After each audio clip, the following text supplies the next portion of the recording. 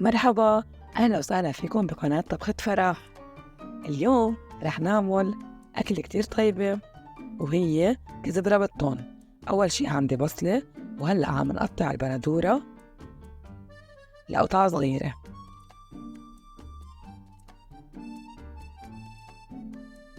والبصلة كمان قطعتها وهلأ عم قليها بالزيت.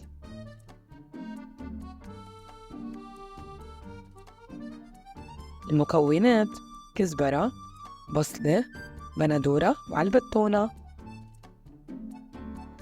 بنقطع الكزبرة لحجم وسط،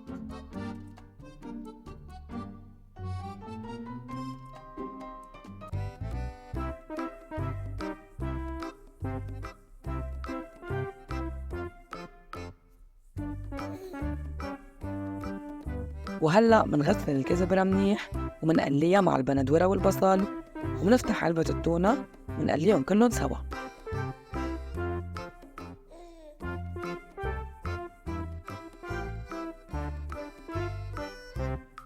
منرش كمون، كزبرة يابسة، معلقة صغيرة، قرفة وبهار،